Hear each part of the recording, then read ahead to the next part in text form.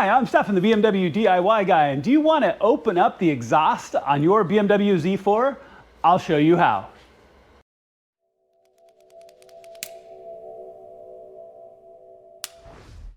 All right, y'all, so I'm really excited to get this done. I want to walk you through what we're going to do here first. Now, this is the new catback exhaust from AFE Power. This is probably one of their very first customer installs, and I'm really excited to get this done.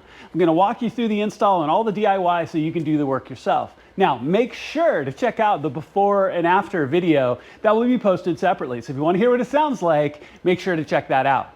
Now, the G29 Z4 doesn't sound too bad stock, but this is a great way to bring a little bit more volume, a little bit more growl to your exhaust.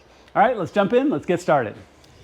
All right, y'all, so the Z4 will not fit under my quick jack, so you're gonna see me using a combination of jack stands and a large floor jack and other things to get the car in the air today. Always be super careful, as always, the moment you have your car in the air. Do not be under it in an unsafe fashion, all right? I'm definitely safe. I've got redundant systems to make sure I'm not gonna have a problem. Now, taking down the exhaust here, we're looking up the exhaust line.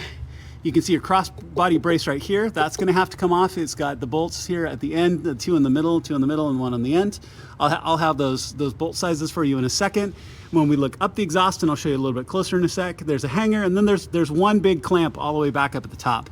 So, we're gonna start by taking this cross-body brace off, and then we're gonna start at the top, loosen that clamp, loosen the hanger, and work our way down, okay? I'll have this size for you in just a second. Okay guys, so we're looking up the exhaust line here. You can see up at the top, we've got the OEM clamp here up at the top. You can loosen that now if you'd like. That is a 12mm nut on that, and then spread.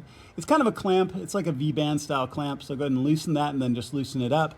Now you do have a 13mm nut right here. We're gonna leave this on for a few minutes as we work our way back down the car. Now remember, we took that cross brace off, but here's what we're not going to do.